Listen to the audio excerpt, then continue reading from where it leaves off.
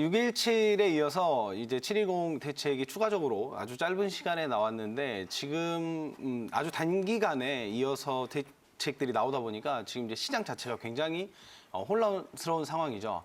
대표적인 게 일단 그 실수요자들 그리고 이제 서민 그리고 이제 어떤 신혼부부들에 대한 어떤 공급 대책과 그리고 그 어떤 완화, 규제를 좀 완화시켜주는 거, 이제 뭐 그런 게 나왔고요. 이제 제일 중요한 게 사람들이 지금 제일 많이 헷갈려 하시는 게 이전에 6.17 때 조정지역이 확대가 되면서 규제지역이 확대가 되면서 실제로 대출 규제를 받지 않았던 지역에서 청약을 받았는데 이게 규제지역으로 포함이 되면서 향후 어떤 자금 마련에 이제 어려움을 겪는 실수요, 실거주자들이 이제 좀 원성이 높아졌죠. 근데 이제 거기에 대해서 실거주자거나 서민인 경우에는 이제 10%를 완화해주겠다. 그러니까 혜택을 주겠다.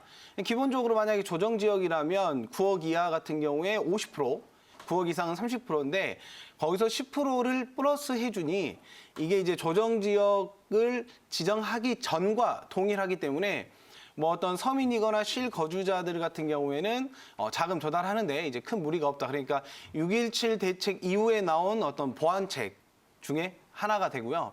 이제 종부세 같은 경우에는 이제 최고 세율 구간 자체가 이제 6%까지 상향은 됐는데 실질적으로 종부세는 해당 그러니까 종부세에 영향을 받는 추가적인 사람들이 아직 많이 늘어나지 않아서 아직 종부세는 조금 뭐 논란이 크진 않지만 이게 이제 내년에 넘어가면서 또 작년과 올해의 공시지가를 올려서 반영하듯이 내년에도 공시지가를 또 더 올려서 반영을 하다 보면 이제 또 종부세 그 구간 안에 또 대상자들이 더 늘어날 것으로 또 예상을 하기 때문에 내년에 또 종부세에 대한 어떤 논란들이 또 늘어날 수 있고요. 그리고 이제 취득세인데 이거는 이제 다주택자들을 포커스를 맞춰서 이제 규제가 나온 거죠.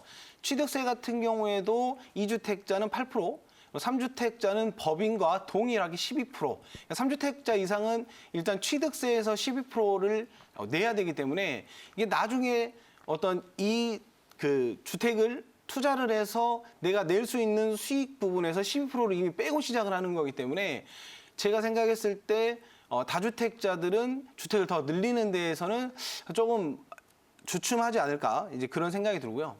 그리고 또 양도세 같은 경우에는 실소유자, 그러니까 실거주자일지라도 단기간에 주택을 사고 팔고 할 경우에는 양도세를 중과한다. 그러니까 짧은 기간에 옮겨 다니면서 어떤 수익을 보는 것을 원천 차단하겠다라는 내용이어서 뭐 1년 이하는 뭐 70%, 2년 이하는 60%뭐 이런 식으로 더 중과를 한다. 이렇게 하기 때문에 아무래도 1주택을 가지고 옮겨 다니시는 분들도 투자 쪽으로는 조금 차단되지 않을까 뭐 이런 생각을 하고요. 이제 지금 이 시장 자체에서 굉장히 많은 혼란과 어떤 논란이 나온 것 중에 하나가 이제 임대사업자에 대한 건데 지금 현재 정부가 들어오면서 부동산의 임대사업자를 혜택을 주게 되니까 임대사업자 등록한 수가 굉장히 많이 늘어나게 됐죠.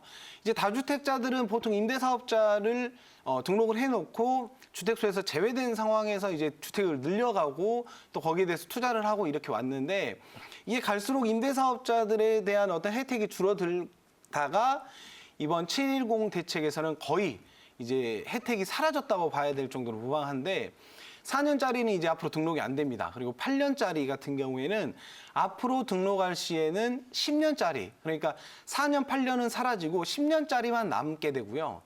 기존에 4년짜리, 10년짜리를 등록했던 사람들 같은 경우에는 추가 연장이 불가능합니다. 그러니까 만기시가 된 순간 바로 그 임대사업자가 말소돼 버리기 때문에 사업자 자체가 사라져 버리기 때문에 추가 등록이 불가능한 상황이죠. 그러니까 기존의 다주택을 갖고 계시는 분들 같은 경우에 임대사업자를 내놨다. 그러면 그 임대사업자를 이용한 이건 시기를 봐야 됩니다. 이제 19년도 2월 이전이냐 이후냐인데 그 시기에 따라서 또 1주택을 혜택을 보고 일시적 1주택 혹은 임대사업자를 통한 1주택 이런 것들을 혜택을 잘 순서를 계획을 잘 세워서 매도를 해야 아무래도 세금에 조금 도움이 되지 않을까 싶어서 지금 그러니까 이런 여러 가지 상황들이 한 번에 다양하게 이렇게 나오다 보니까 현재 지금 시장에 굉장히 많은 혼란들이 있는 상황이죠. 아, 좋습니다. 그러면은 이 다주택자들의 조세 부담이 굉장히 상당할 것 같은데 그럼에도 불구하고 기존 입장을 고수를 하면서 계속 버틸까요? 아니면 매도를 할까요? 저 이게 굉장히 궁금하거든요. 예. 제가 생각했을 때는 이건 지역마다 차이가 분명할 거라고 생각을 하고요. 네네네. 그리고 저는 당분간은 매도를 이렇게 저희가 흔히 패닉셀이라고 그러죠. 그쵸? 그런 네. 현상은 나오지 않을 거라고 봅니다. 왜냐하면 네네네. 지금 우리나라 같은 경우는 98년도와 08년도에 비슷한 이런 시기들을 겪었어요. 그러니까 네네. 부동산 하락. 근데 그쵸? 이제 그때는 어떤 경제적인 상황, 나라의 어떤 전반적인 그 경제 상황 때문에 부동산에 영향을 온 거지만 지금 이제 부동산 규제 때문에 어떤 레버리지를 이용한 수익률 이런 것들이 원천 차단되고 줄어들다 보니까 이걸 팔아야 되냐 팔지 말아야 되냐 이제 기로긴 한데 네네. 항상 그런 상황 때마다 부동산은 역대 최고로 계속 올라왔기 때문에 이런 학습 효과가 제가 봤을 때는 쉬운 그 매도로 연결되지는 않을 거라고 생각을 해서 그럼 약간 버티는 쪽으로 가는 느낌이 들 수도 있겠네요. 네, 저는 일단 인서울과 서울에 가까울수록 저는 좀 버티기 전략으로 갈 거라고 보고요. 지금 이제 현재 상황을 조금 비유해서 얘기를 하자면 네네. 저희가 그 미로 있잖아요. 길 찾는 미로. 그쵸? 그 네. 미로 안에 쥐를 놨는데 네네. 쥐가 미로 끝에 가서 이 그 치즈를 먹어서 배가 불렀어요. 네네. 그래서 살이 쪘죠. 네네. 근데 이제 그걸 못 먹게 차단시킨 겁니다. 그래서 다른 길을 찾아가서 또 다른 치즈를 먹었는데 거길 또 못 가게 막은 거예요. 네네. 그래서 또 살이 쪘죠. 그래서 또 다른 곳을 가서 치즈를 먹고 살이 쪘어요. 근데 거기도 막아버렸습니다. 그러니까 지금 이제 쥐는 살만 팅팅 쳤는데 네네. 갈 곳이 없는 거죠. 네네. 그러니까 이런 상황에서 이 쥐를 자녀한테 이제 증여하는 상황이 벌어지는 거죠. 그러니까 이 시장을 떠나버리는 거죠. 내가 갖고 있는 시장에서. 예. 그러니까 이 살찐 쥐를 받은 자녀들. 네네. 그러니까 그 자녀들 안에서 이제 이 그 시장이 도는 거기 때문에 그래서 지금 증여가 굉장히 지금 많이 늘어났죠. 그러니까 또 다른 돌파구로 지금 증여를 찾게 된 상황이죠. 현재 상황은 팔기보다는 네네네. 증여다 이렇게 하는 증여다? 거죠. 네, 시장 분위기가. 그 증여를 말씀해 주셨는데 그러면은 이 증여를 하더라도 취등록세 같은 거는 올리지 않습니까, 보통? 지금 현재는 올리기 전이죠. 이게 시행 네네네. 전인데 이게 이제 법안이 통과되는 순간부터 바로 시행이기 때문에 네네. 이게 만약에 시행이 될 경우에는 증여를 했을 경우에 만약에 자녀분이 다주택자다 그러면 자녀분이 한 주택을 갖고 있다가 증여 한 채를 받게 되면 2주택자가 되잖아요. 그쵸, 네네네. 그럴 경우에는 취득세가 8%, 그리고 3주택일 경우에는 취득세가 12%. 예, 그러니까 아까 법인하고 말씀하셨던. 네, 동일한데 지금 이렇게 취득세를 올려버리면 결과적으로는 증여세를 올리는 것과 거의 다를 게 없거든요. 왜냐하면 그렇죠. 그 네네. 구간에서 10%에서 40% 증여세율 구간에서 이게 취득을 할 때 8%, 12%를 얻는 거기 때문에 결과적으로 다주택인 자녀의 증여세를 올리겠다라고 하는 건데 네네. 여기서 이제 잘 구분을 하셔야 되는 게 뭐냐면 저희가 흔히 상식적으로 네네. 세대 분리를 해라. 그러니까 기존 부모님과 같이 살던 자녀가 있으면 일단 세대 분리를 시켜서 증여를 해야 뭐 주택수에 포함이 안 된다. 네네네. 1주택자다. 이렇게 되는데 이게 잘못 이용하면 오히려 독이 될 수 있는 게 30세 미만이거나 네네네. 미혼 자녀거나 그리고 중위소득의 40% 네네. 그러니까 그 월 소득이 70만 원 미만일 경우에는 세대 분리가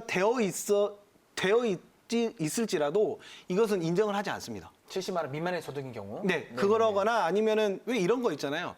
경기권에서 부모님과 같이 살다가 네네. 뭐 공부를 위해서 혹은 학교를 위해서 서울로 와서 서울에 전입 신고를 한 상태예요. 그런 경우 많죠. 네, 그럼 세대 분리가 네네. 지금 돼 있는 상황이잖아요. 그쵸, 그쵸. 네. 그런데 지금 직장이 없고 뭐 공부를 하고 있으면 직장이 없잖아요. 네, 대학생 이런 같은 경우, 경우. 네, 그런 경우 그리고 30세 미만 미혼 자녀의 경우에는 세대 분리가 돼 있을지라도 한 세대원으로 봐서 예를 들어서 부모님이 한 채 한 채를 갖고 있다가 자녀가 서울에서 일을 하고 공부를 하거나 학교를 다니는 자녀한테 엄마의 집을 증여했을 경우에는 세대 분리가 돼 있으니까 한 채로 볼 것 같잖아요. 그쵸, 네. 근데 이거는 2주택으로 봅니다. 왜냐하면 아버지 거와 자녀가 한 세대원으로 묶여서 들어가기 때문에 네네네. 이건 똑같이 그 이주택자로 보기 때문에 아, 그래요? 네, 그러면 이 자녀는 취득세를 8% 내야 되는 상황인 거죠. 그러니까 이 세대 분리를 하지만 그 아래 부가적인 요건까지도 같이 따져봐야 되기 때문에 네네. 무작정 세대 분리가 되어 있다라고 해서 이거를 증여를 하게 되면 네네. 오히려 취득세에서 조금 크게 이렇게 손해를 볼 수 있기 때문에 그 부분도 좀 미리미리 잘 체크하시는 게 좋다고 봅니다. 아, 이야, 제가 참 부동산 방송을 하면서도 전 궁금한 것들을 이렇게 쏙쏙 잘 설명해 주신 전문가님 만나니까 이해가 너무 쉬운 것 같습니다. 자, 그러면은 이제 다음으로 살펴볼 이슈는 키워드. 바로 이 전세 대란인데요. 모두가 우려했던 일이 현실화가 이제 됐습니다. 그죠? 전세를 선호하는 세입자와는 달리 집주인은 월세를 선호하게 됩니다. 보통 그렇지 않습니까? 임대주택 시장의 수급 불균형이 점점 심해지는 데다가 6.17 대책 이후 후폭풍으로 전세값이 굉장히 지금 치솟고 있습니다. 55주 연속 상승세를 이어가고 있는데요. 자, 이에 대해서 전문가님은 어떻게 보십니까, 그러면은? 네. 일단 전세 대란, 그러니까 전세가가 거의 지금 이제 어떤 지역 같은 경우에 매매가에 근접할 정도로 올라와 버렸는데 그런데 굉장히 많죠. 네네. 근데 이건 저는 거의 제가 전 방송에서도 말씀드렸다시피 거의 예상되던 상황이 있죠. 왜냐하면 크게 두 가지 이유가 있습니다. 첫 번째 이유는 은행에 지금 대출이 계속 막혀 있기 때문에 네네. 기존의 은행을 이용한 레버리지가 떨어지게 되잖아요. 그러니까 네네. 자기 자본의 투자 금액에 대해서 자기 자본 비율이 올라가게 되면 최종적인 내 수익에 대한 그 수익 퍼센테이지가 떨어지잖아요. 그렇죠. 그러니까 요 은행을 이용하던 레버리지를 세입자를 통해서 레버리지의 비율을 올리겠다라는 얘기거든요. 세입자가 같이 부담이 되어버리는 상황인 그렇죠. 거네요. 그러니까 네. 이거를 전세를 올려서 내가 은행에서 대출을 받지 못하는 못하니까. 금액만큼을 올려서 여기서 메꾸겠다라는 생각이거든요. 네네네. 네, 그러니까 이거는 가면 갈수록 어떤 그 투자 수요가 풍부한 지역, 풍부한 아파트 같은 경우에는 저는 전세가 꾸준히 저는 더 올라갈 거라고 보고요. 그리고 또 다른 한 가지가 뭐냐면 이거는 아직 이제 입법 예고 그리고 지금 이제 정당들끼리 어떤 그 임대차 보호법 그러니까 그 임차인들에 대한 그 어떤 보호 법안을 지금 만들고 있는데 네네. 여기 아직 확정은 되지 않았지만 여러 얘기들이 많죠. 지금 어떤 당 같은 경우에는 뭐 2년을 재계약 갱신 기준으로 하되 한 번 연장하는 거는 집주인이 거절하지 못하게 그러니까 무조건 연장. 네네. 그러니까 총 4년이죠. 또 어떤 분은 2년에 2년까지 해서 총 6년. 그리고 또 다른 당 같은 경우에는 3년을 기준으로 해서 3년을 갱신 기간으로 잡고 3년, 3년 해서 총 9년. 그리고 이제 여당의 어떤 이제 의원님 같은 경우에는 이건 좀 센 거긴 한데 네네. 이게 전세 같은 경우에 그 집주인이 갱신을 거절할 수 없는 법안도 얘기가 나왔습니다. 그러니까 이렇게 되고 또 그렇게 됐을 경우에 기존의 재계약 갱신 시에 5% 상한, 그러니까 올릴 수 있는 금액이 5% 상한이기 때문에 그러면 그 5% 상한이 확정되기 전에 미리 올려놓자는 거죠. 왜냐하면 지금 미리 올려놓으면 법안이 통과되더라도 지금 올려놓은 그 전세 금액이 기준점이 되기 때문에 거기서 5%씩 올려도 집주인들이 이제 손해보지 않겠다. 손해보지 않는다라는 의미이기 때문에 지금 이 임대차 3법과 그리고 어떤 지금 규제에 따른 레버리지를 다시 세입자를 통해서 만들겠다. 뭐 이런 의지들이 제가 봤을 때 지금 전세 대란을 만든 상황이고 요 전세 대란은 전 지역에서 나온다기보다 저는 투자 수요가 풍부한 지역일수록 전세가는 계속 올라갈 겁니다. 네네. 원래 예전에는 거꾸로 예를 들자면 강남 같은 경우에는 이 전세가 비율이 굉장히 낮았던 지역이에요. 왜냐하면 실제로 지금 현 정부가 들어왔을 때 전세가 비율이 30%대까지 떨어진 적도 있기 때문에 요게 이제 40%를 왔다 갔다 했죠. 이게 투자 수요가 풍부한 지역. 근데 이런 지역도 지금 전세가 비율이 계속 올라가고 있는 이유는 거꾸로 저는 투자 수요가 풍부한 지역일수록 전세가율이 계속 올라갈 것이다. 저는 이렇게 예상을 하고 있습니다.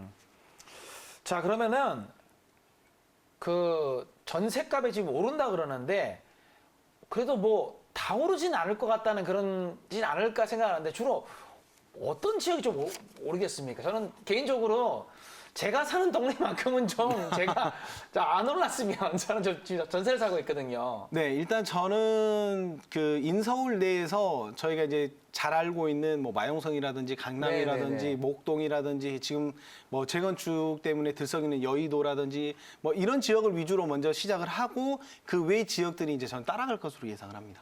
아, 그렇습니까? 자, 그럼 이렇게 계속해서 전셋값이 오르게 되면은 매매가하고 이제 역전되는 현상이 이제 생길 거라고 생각을 하는데 그러면 전세금에 대한 규제도 좀 나오지 않을까요? 항상 규제가 나오니까 어떻습니까? 네, 저는 충분히 나올 수 있다라고 보고요. 어. 지금 어떻게 보면 전세가 5% 상한 그것도 전세가를 어느 정도 그 규제를 걸어놓은 거라고도 네네네. 생각을 하고요. 뭐 이건 예측이니까요, 예상이니까 뭐 예를 들자면 전세가 비율을 어떤 지역을 지금 조정지역, 투기과열지구 지정을 해서 그 지역 안에 그 어떤 대출 금액을 제한하는 것처럼 네네. 저는 전세가 비율 자체를 지역별로 저는 한계선을 지정할 수도 있다 이렇게 생각을 합니다. 충분히 만약에 전세 대란이 일어나서 실제 그 세입자들이 어떤 그 전세를 잘 못 구해서 사회적인 문제까지도 뭐 그쵸, 번져간다면 저는 충분히 추가적인 규제는 얼마든지 할 수 있다라고 생각합니다. 네네. 자, 오늘 우리가 그 살펴볼 마지막 이슈의 키워드는요, 이제 주택 공급 대책입니다.